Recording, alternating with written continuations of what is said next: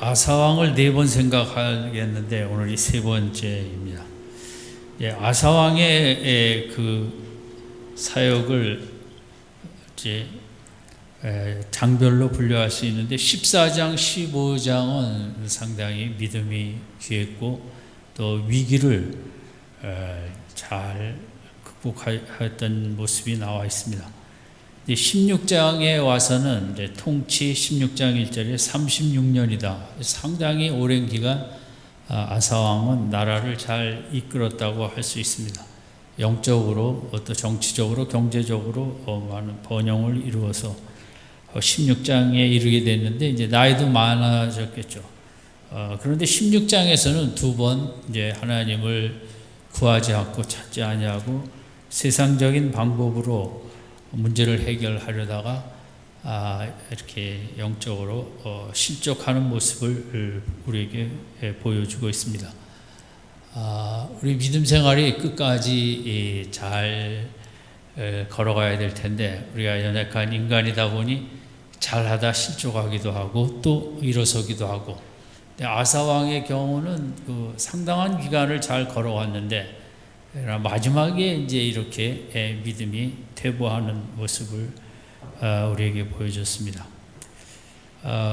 오늘 그 아사왕이 그 퇴보한 모습을 원인은 이제 16장 1절에 이렇게 나와 있습니다. 아사왕 36년에 이스라엘 왕 바아사가 유다를 치러 올라와서 이 부분입니다. 당시 이스라엘 하나님의 백성은 북왕국의 이름은 이스라엘, 남쪽 왕국의 이름은 유다, 오늘 북한과 남한처럼 둘로 갈라져 있었습니다. 그런데 이제 그 북쪽의 왕 바아사가 남쪽의 유다를 치러 이제 올라왔다. 내려온 것이지만 이제 올라왔다고 되어 있죠. 그래서 라마를 건축한다. 라마라는 성을 어디다 건축했냐면 예루살렘 성의 북쪽에 약 한 10km도 안 되는 거리에 성을 건축한 것입니다. 유다 성 예루살렘을 공격하려고 이제 위기를 맞게 됐습니다. 동족 간의 전쟁이 이제 벌어지게 된 거죠. 이 문제가 이제 아사왕이 어떻게 대처하느냐, 이 문제를, 이 위기를 어떻게 해석했느냐, 그 해석에 따른 대책이 이제 영적이었느냐, 세상적이었느냐, 이 부분으로 이제 아사왕의 그 믿음이 나타나게 되는데, 먼저 이 전쟁의 원인을 생각하게 되면 15장 9절에 나와 있습니다. 15장 앞에 9절에 보면 유다와 베냐민의 무리를 모으고 에브라임과 므낫세와 시므온 가운데서 나와서 저희 중에 우고하는 자를 모았으니 이는 이스라엘 사람들이 아사의 하나님 여호와께서 그와 함께 하심을 보고 아사에게로 돌아오는 자가 많았음이더라. 이 표현은, 후반부 표현은 뭐냐면 이제 아사가 100만 대군을 물리치고 또 영적으로 종교 부흥을 일으키고 나라가 정치, 경제, 종교적으로 다 안정을 취하게 되자 북쪽에 있는 북왕국의 사람들이 남쪽으로 이렇게 밀려 내려온 것입니다. 마치 오늘 우리 남한 북한처럼 북한을 탈출하여 이제 대한민국으로 오는 분들이 끊이지 않고 있지 않습니까? 요즘은 뭐 잘 막아서 별로 없지만, 또 우리도 8.15 이후에 북한에 공산당이 들어오자 1946년, 47년, 48년 이때 너무 끔찍하고 너무 살기가 어려워서 수백만 명이 남쪽으로 내려왔습니다.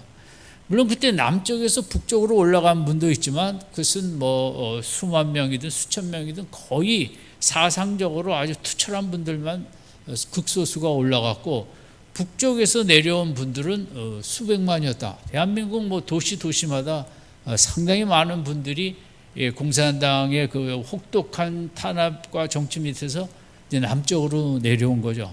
그래서 북한에서는 38선에 뭐 철저한 경비를 세워갖고 못 내려오도록 막았죠. 걸리면 다시 올라가야 되고, 저희 집도 그 내려온 수기를 제가 늘 어려서부터 들었는데 뭐 어느 가정이나 북에서 내려온 가정은 정말 영화 드라마처럼 어려움 속에 38선을 넘어오고 바다 쪽으로 온 사람들은 이제 해주에서 배를 타고 인천으로들 많이 들어왔죠. 그래서 인천에 북에서 내려온 실향민들이 또 상당히 많았던 거죠. 그것은 왜 우리나라의 역사의 경우나 오늘 본문에 나타난 고대 사회 3000년 전쯤의 역사도 비슷하게 사람이 잘 사는 나라에 가서 살고 싶고 또 동족이기 때문에 또 영적으로도 더 믿음 생활 잘할 수 있는 청교도가 미국을 향해 와서 새로운 그런 출발을 하기를 원했던 것처럼 그것은 어쩔 수 없는 현상이겠죠. 그런데 이제 북쪽에서 하도 사람들이 이렇게 남쪽으로 내려오다 보니까 그럼 북에 있는 나라가 이게 온전해지겠습니까? 그러니까 북에 있는 왕 바사가 못 내려가게 해야겠다. 그리고 남쪽에 잘 사니까 이것을 경제적으로 고립을 시켜야겠다. 그래서 도로를 차단하고 이쪽을 폐쇄하고 사람들이 남쪽으로 못 내려오게 하느라고 이제 예루살렘 10km 아니니까 코앞이죠. 거기다 성을 쌓고 이제 전쟁을 준비하게 된 것입니다. 어떻게 보면 이제 국가적으로는 남쪽에서는 큰 위기를 맞이했다고 할 수 있죠. 그러나 이제 위기라는 것은 참 힘들고 어렵지만 어떻게 대처하느냐에 따라서 그 위기가 또 좋은 축복의 통로가 되기도 하는 거죠. 요즘 강조하는 것은 이제 스포츠계나 뭐 경제계나 뭐 마찬가지 여러 가지 면에서 한 일꾼을 뽑을 때 위기 대처 능력, 위기 관리 능력이 어느 정도 있느냐를 상당히 중요시 여긴다고 합니다. 공부를 잘했느냐를 보기보다 이 사람을 회사에서 뽑았을 때 과연 돌발 상황, 어려운 상황 속에 얼마나 잘 지혜롭게 슬기롭게 대처할 수 있느냐를 중요하게 여긴다는 거죠. 그래서 뭐 인간이나 어떤 개인도 마찬가지고 또 기업도 마찬가지죠. 위기가 늘 찾아오는데 그 훌륭한 기업은 위기를 잘 관리하는 대처하는 능력을 갖고 이제 나갈 때 그것을 좋은 기업이라고 하고 나라도 마찬가지겠죠. 어느 나라고 뭐 이 역사 속에 위기 없이 이 나라가 진행이 되겠습니까? 우리나라도 또 어떻게 보면 지금 상당히 이제 큰 위기에 이 LH 사건 때문에 봉착했다고도 볼 수 있죠. 이 위기를 어떻게 대처하느냐? 적당히 땜질하고 또 정권 유지를 위해서 뭐 슬슬하고 이래 갖고는 그 위기가 국가에 도움이 되지 않고 그러나 위기를 철저하게 파헤치고 그 문제를 잘 해결해 나가면 또 우리나라는 더 깨끗한 나라로 나아가는 좋은 또 그런 계기가 되기도 하겠죠. 경제 성장을 이룬다는 것도 어렵죠. 대한민국이 이룬 경제 성장은 뭐 세계 역사에 어디서 찾아볼 수 없는 획기적인 그런 모습을 드러냈지만 그러나 이제 우리나라가 내면적으로 도덕적인 성장 그런 윤리적인 성장 이런 내면의 성장을 이루는 데는 아직도 너무나 부족하고 그것이 돼야 진정한 선진국의 자리로 갈 수 있겠죠. 저는 세월호 사건이나 뭐 LH 사건이나 다 똑같다고 보고 있습니다. 뭐 잠시 몇 명 그 감옥에 보낸다고 될 일은 아니고 이것은 온 국민 전체의 정신적인 어떤 그 성장이 있어야만이 이런 부분에 이렇게 깨끗하게 되겠죠. 다 그 속에는 인간의 탐심과 죄악의 본성 이런 부분을 처리하지 못한다면 이번 위기에 대해서 얼렁뚱땅 넘어간다면 대한민국은 발전보다는 퇴보 쪽으로 또 가기가 쉽죠. 왜냐하면 세월호 속에서도 우리는 교훈을 말로는 많이 얘기했지만 교훈을 별로 받은 것 같지 않은 게 계속 이런 사건들 속에 나타나기 때문인 것입니다. 저는 뭐 어느 나라건 지금 이런 뭐 어려움이 없는 나라가 어디 있겠습니까? 그러나 지도자들이 위기 대처 능력 어떻게 해석할 것인가? 그게 이제 제일 중요한 거죠. 위기가 왔을 때 그것을 나를 위해서 내 정권 위해서 해석을 하는 것이 아니라 국가의 100년 대계를 바라보며 깨끗한 나라를 세우는 그런 도덕적인 해석을 잘 해야만 우리나라가 더 한 걸음 나아갈 수 있다고 생각합니다. 그런데 아사 왕이 이런 위기가 가져다 줬는데 이제 이것을 어떻게 해석하느냐? 해석에는 두 가지가 있다고 생각할 수 있습니다. 하나는 이제 이것을 세상적인 해석이 있습니다. 또 하나는 이제 영적인 해석이 가능하죠. 근데 뭐 세상적인 해석의 능력도 있어야겠지만 이제 우리에게 중요한 것은 성경이 강조하는 것은 영적인 해석 능력인데, 아사 왕은 14장 15장에서 100만 대군 앞에서 그 위기에 대한 해석을 영적으로 잘 했습니다. 영적인 해석 능력을 갖고 이 문제는 하나님을 찾으면 된다고 그가 해석을 했기 때문에 그 믿음을 갖고 하나님께 구하여 100만 대군도 물리쳤습니다. 15장에서도 여러 소란한 그 역사를 잘 정리하였습니다. 그럼 16장 1절에 또 하나의 이런 전쟁 앞에서 그가 영적으로 해석을 하고 이 문제도 하나님께 우리가 매어 달리고 하나님을 구하면 된다는 이런 해석 속에 대처를 해야 했더라면 그의 말기는 정말 찬란한 말기가 되었을 텐데, 이번에는 이 14장 1절에 대하여 영적인 해석을 하지는 못하고 세상적인 해석을 해버린 거죠. 그게 2절인데 우리 같이 읽겠습니다. 시작. 아사가 여호와의 전 곳간과 왕궁 곳간의 은금을 취하여 다메섹에 거한,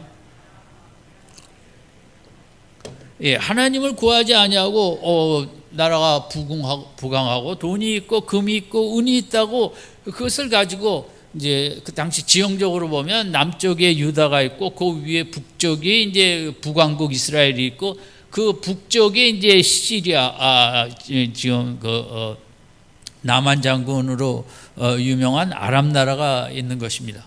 그러니까 유다는 맨 남쪽에서 중간에 있던 이스라엘이 남쪽을 공격하자 그 북쪽에 있는 아람 나라에게 돈을 많이 줘갖고 우리를 공격하는 북이스라엘 왕국을 쳐달라는 거죠. 이거 완전히 세상적인 방법이죠. 그래서 이 문제를, 위기를 볼 때 이게 하나님의 뜻이 있을 것이다. 이 문제도 하나님께 맡기고 나갈 때 하나님도 영광을 나타내시고 또 우리 백성에게도 더 믿음이 깊어지고 나에게도 영적인 유익이 될 것이라는 이 위기 16장 1절을 영적으로 해석을 하지 못하고 이까지 문제 정도야, 돈이 많으니까 은도 많고 금도 많으니까 돈으로 해결해 버려야겠다는 세상적인 나라들이 쓰는 이제 그런 해석과 대처를 하게 된 것이 이제 오늘 본문이고, 이게 아사 왕의 36년의 매우 아픈 모습으로 드러난 거죠. 그래서 우리가 이제 아사 왕에게서 배울 수 있는 첫 번째 것이 있다면 이제 위기를 어떻게 우리가 해석을 할 것인가, 그 부분입니다. 우리 믿음의 사람에게도 어려움은 늘 찾아옵니다. 좀 실만하면 또 찾아오고 위기가 올 때 이것을 하나님이 주시지 않았을지라도 세상이 주고 내 실수든 뭐든 그 위기 속에는 반드시 하나님께서 간섭하실 기획과 목적과 뜻이 있다고 해석을 하고 어떤 문제든 그것을 하나님 앞에 이제 맡기고 하나님을 구하는 것이 이제 위기 속에서 우리 믿음의 사람들이 해야 될 제일 중요한 태도라고 하겠죠. 근데 그게 우리가 알면서도 16장 1절의 아사왕처럼 잘못 가는 부분이 있는 거죠. 위기가 아니면 우리는 사실 영적으로 성장하기가 어렵습니다. 신학교 간다고 영적인 성장하면 좋지만 그것은 거의 불가능합니다. 영적인 성장이라는 것은 힘든 속에서, 어려움 속에서 하나님과 기도로 씨름하며 하나님을 자꾸 울며 불며하며 믿음이 성장하는 거죠. 책을 읽어서 믿음이 성장하는 것은 절대 불가능한 것입니다. 그래서 이 아사 왕에게 이런 16장 1절의 위기가 온 것은 나름대로 또 그동안 좀 신앙이 해이해졌다든가 아사 왕은 깨닫지 못하지만 하나님이 보시기에 뭔가 좀 정신을 번쩍 차려야겠다라는 이런 뜻도 계시고 이런저런 속에 북쪽 왕국의 이제 그런 인간적인 탐욕과 욕심 속에 전쟁은 일어났지만 어쨌든 어떤 위기든 어떤 문제든 어떤 고난이든 어떤 어려움이든 거기에는 하나님이 반드시 개입하시고 하나님이 반드시 믿음으로 나아갈 때 영광의 결말을 주시고 거기에는 반드시 우리의 믿음을 성장시키시고 그 위기를 통하여 반드시 하나님께서도 하나님의 영광을 나타내신다는 것이 우리가 잊지 말아야 될 귀한 것입니다. 그저 이번 사건은 좀 어떻게 보면 14장을 겪고 15장을 이룬 아사왕으로서 어렵지 않음에도 불구하고 참 이 부분에 실패했다는 것은 그게 인간이라고 생각합니다. 그게 우리가 그저 좀 좋으면 더 방심하고 뭐 이러다가 이제 믿음이 실족하는 이제 이런 일들이 있겠죠. 어쨌든 이제 우리가 이 해석 능력이 중요하다. 위기에 대한 해석 능력이 중요하다. 근데 위기를 내가 돈 있다고 자랑하고 내 힘으로 할 수 있고 내 돈으로 할 수 있다는 거 세상적인 해석을 하면 아사왕처럼 돼버리면 곤란하고, 영적으로 해석하고 어떤 이게 뭐 있을 수 없는 정말 그런 큰 위기지만 그럼에도 하나님께 맡기고 나갈 때 하나님의 큰 영광의 계획이 이제 드러난다는 이제 영적 해석을 할 수 있는 거죠. 우리가 욥을 봐도 그 어려운 속에서도 주신 이도 여호와시요 거두어가시는 이도 여호와시니 여호와의 이름이 찬송받을지어다. 이제 우리 성경에서 제일 우리가 부러워하는 믿음입니다. 그렇게 위기 속에서도 하나님은 찬송받으실 분이다. 왜냐하면 위기가 끝은 아니니까요. 내 고난이 이게 다가 아니기 때문에 이 속에서도 하나님은 찬송받으셔야 될 분이다. 그래서 사도행전 16장에 바울과 실라가 매를 그렇게 맞고도 그 밤에 그 해석을 하나님이 이럴 수가 있느냐, 이렇게 하나님 일을 하는 우리에게 이런 핍박을 주시느냐가 아니라 그런 그 고달픔 속에서도 하나님을 찬송하는 그런 해석, 그 아픔에 대한 해석, 억울함에 대한 해석, 고난에 대한 해석, 나를 이렇게 정말 아무 죄도 없는데 나를 괴롭히는 괴롭힘에 대한 해석, 그것이 이제 영적인 해석이 필요한데 거기서 하나님의 뜻이 계시다. 하나님은 이 모든 일을 합력하여 선을 이루실 것이라고 믿고 그것을 찬송을 하는 그 영적 해석의 실력, 능력이 이제 참 너무 귀한 거죠. 저는 그 삼손도 마찬가지인데, 삼손도 그 마지막에 뭐 다 끝난 인생이고 버림받은 인생이지만 하나님은 이렇게 다 끝났지만 100%가 다 끝난 상황이지만 난 죽을 일밖에 안 남았지만 이제라도 하나님 앞에 의지하고 매어달리면 하나님이 역사하신다고 그 힘을 줬더니 궁전을 다 무너뜨려 3천여 명을 몰살시켰잖아요. 그런데 삼손의 그 영적인 해석, 이렇게 죽을 죄를 정말 졌지만 그래도 하나님 앞에 회개하고 하나님을 구하면 또 하나님은 은혜와 긍휼을 베푸신다는 그 해석 능력, 하나님의 은혜에 대한 해석 능력, 하나님이 불쌍히 여기시고 긍휼히 여기신다는 것을 해석하는 능력, 그것이 참 저는 제일 귀하고 저에게도 제일 필요한 그런 실력이 뭐가 있어야 되냐, 늘 하나님은 불쌍히 여기신다고 그 믿는 실력, 해석하는 실력. 내가 잘못했을지라도 그래도 하나님은 또 불쌍히 여기실 것이라고 그 영적으로 해석하는 능력이 믿음 생활에서 제일 중요한 거라고 저는 봅니다.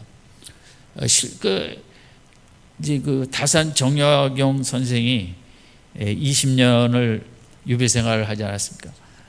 그 자식이 9이었는데 어려움을 겪어서 그런지 이제 6명이 죽고 3명이 남았는데 이제 서신에 왔다 갔다 하면서 아버지가 보니까 이 자식들이 다 포기하고 폐족이 됐으니까요. 그것은 뭐 정말 옛날에 뭐 정말 제일 나쁜 자리 아니겠습니까?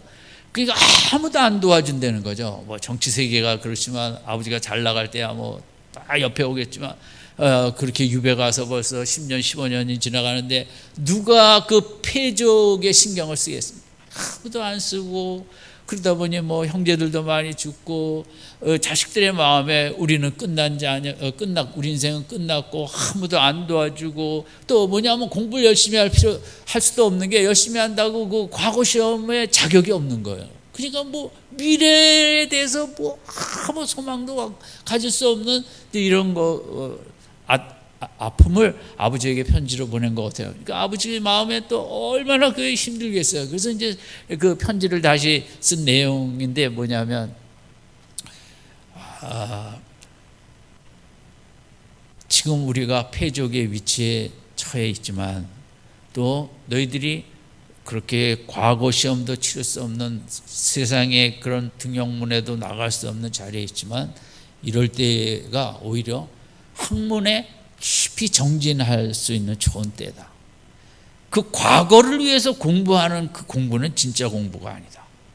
진짜 보상이 아무것도 없고 내가 이 공부를 한다고 해서 누가 높은 자리에 올려주는 것도 아니지만 그 인간을 깊이 연구하고 통찰하는 진짜 학문을 연구하는 게 중요하고, 지금 너에게는 오히려 그런 때다. 역사 속에서도 이조 시대 때도 이렇게 참 훌륭한 사람들이, 학문에 깊은 사람들이 언제 나타났냐 하면 그 패족의 집안에서 나타났다는 거죠.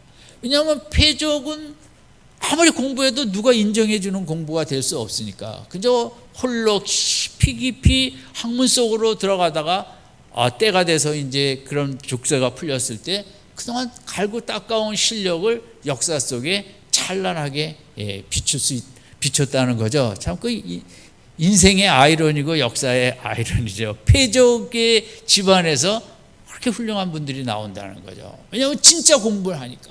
오늘 우리는 다 출세를 위한 공부, 그러니까 암기, 백년에 아무 소용도 없는 거 어릴 때부터 그냥 그런 공부들이 별로 아무 의미가 없지 않습니까? 진짜 이 공부는 깊이 내 인생을 들여다보는 공부는 없이 그저 사회에 돈이 되는 공부만 하는데, 그게 이제 아버지와 자녀 간의 해석의 차이죠.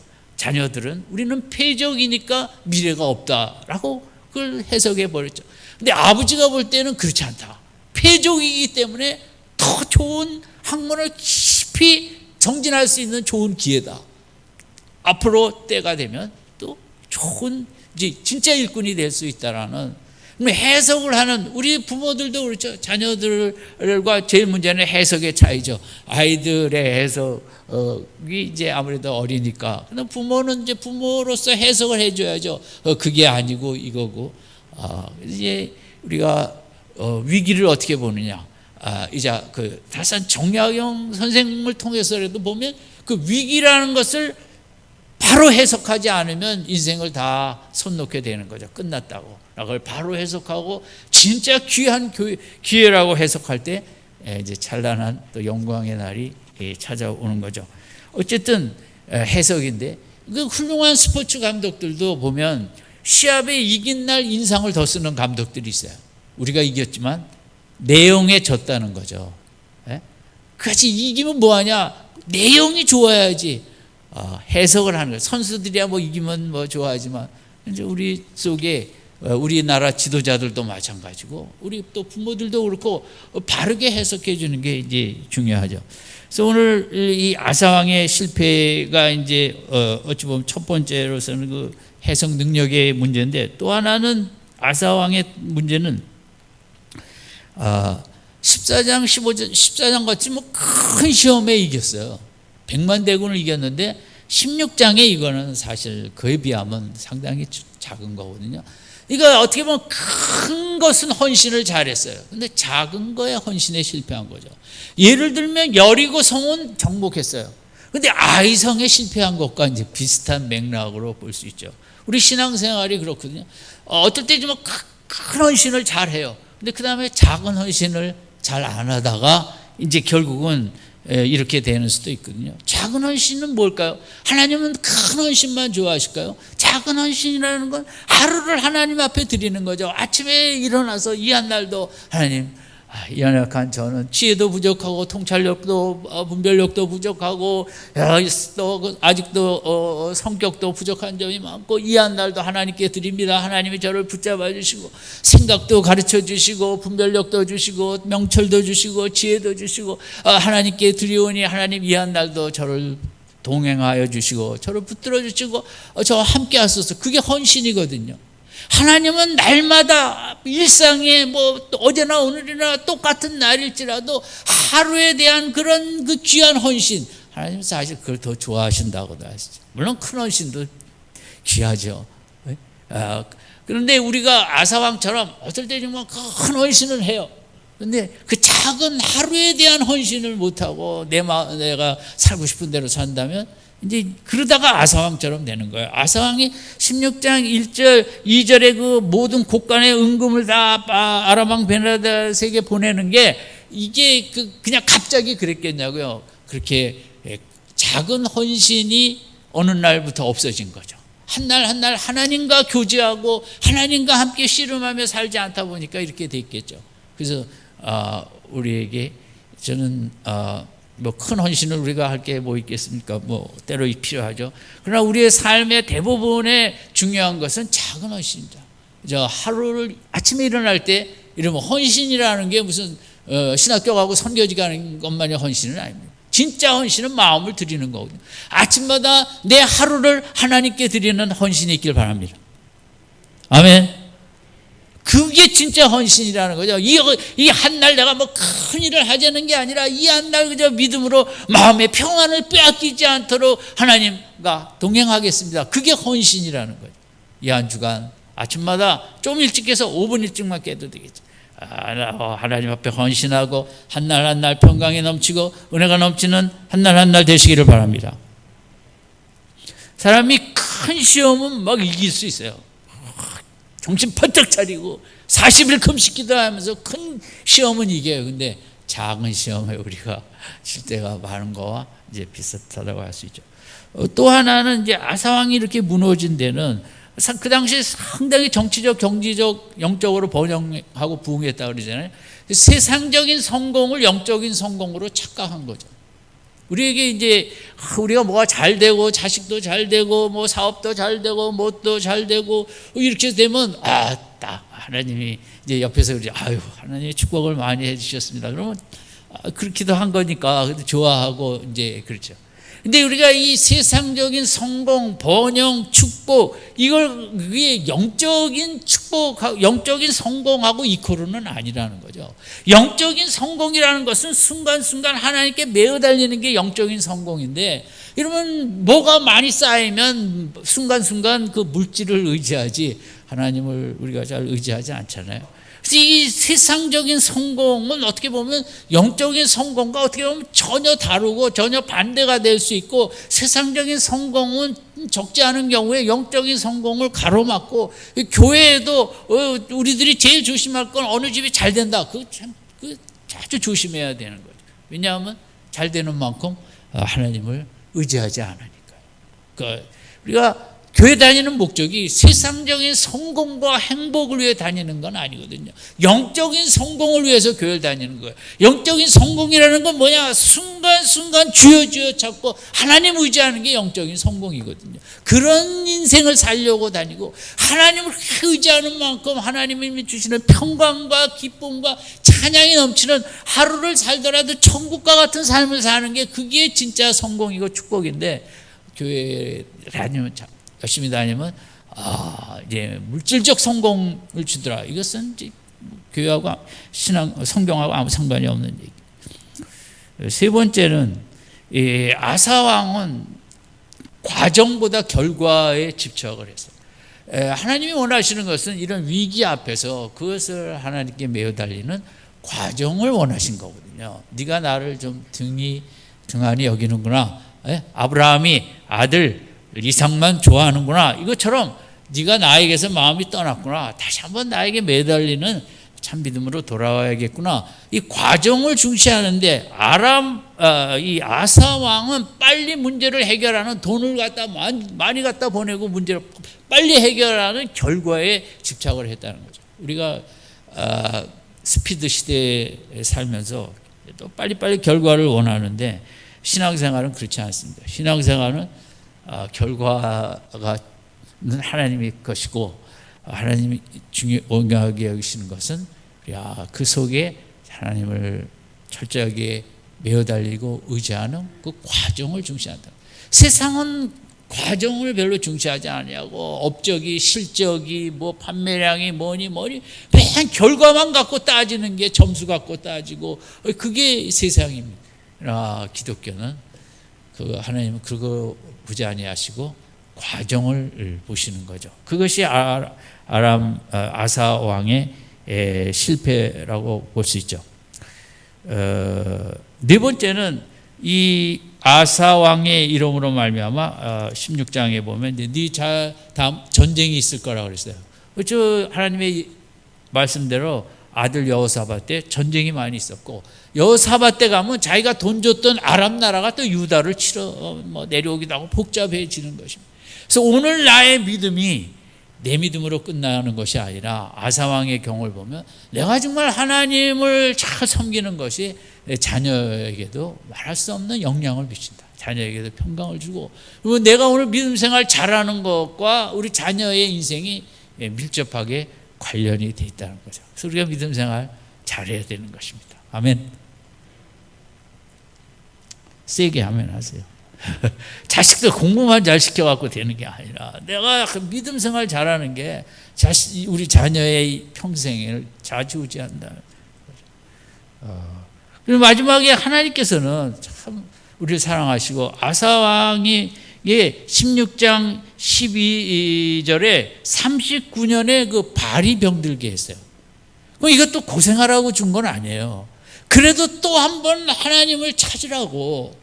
이 발병이 물론 심한 병이 심히 중하다 그랬는데 발이 어떻게 됐는지 모르지만, 그러나 이 목적은 하나님께서 뭐 우리 보고 의사에게 선생님 가지 말고 뭐 약 쓰지 말라는 말은 아니에요. 이 아사왕의 경우는 그 발의 병을 통하여 그래도 하나님을 나이에 상관없어요. 참 하나님은 우리에게 헌신하시는데 우리가 나이가 그렇게 많았는데도 우리 믿음이 바르기를 원하시고 그 나이가 하나 죽기 내일 모레인데도 시험을 하세요. 더 믿음으로 살라고.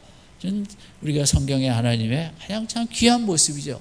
아사왕 다 죽게 됐는데 그 마지막에 말도 안 듣고 그냥 내버려 두지. 그게 아니라 또 발의 병을 통하여 그래도 믿음을 되찾으라고 하나님과 다시 한번 깊이 만나라고 기회를 줬는데 아사왕이 의원만 찾았다고 그러다 고담 다음에 이제 죽었다고 나와 있습니다.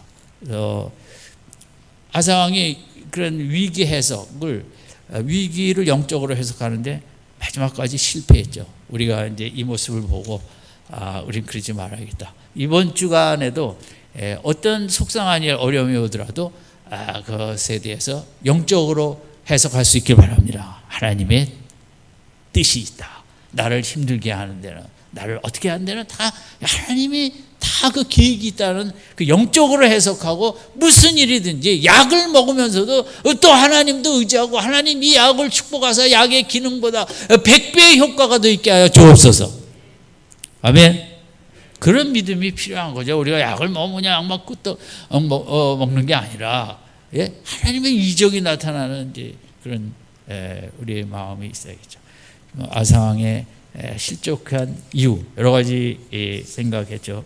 해석을 잘할 줄 모르고 또 큰 시험에 이기는데 작은 시험에 이기지 못하고 세상적인 성공을 영적 성공으로 착각하고 과정보다 결과를 너무 좋아하다가 그렇게 됐고 빨리 이루어지고, 또 내 선택이 우리 자녀에게도 영향을 미친다는 아사왕의 믿음의 마지막 실족의 모습을 보고 나는 그런 믿음을 갖지 않아야겠다고 결단하고 이 한 주간 그저 부지런히 아침부터 나를 헌신하는데 1시간 안 걸려요. 1분이면 돼요. 1분. 하나님 이 한 날도 나를 드립니다.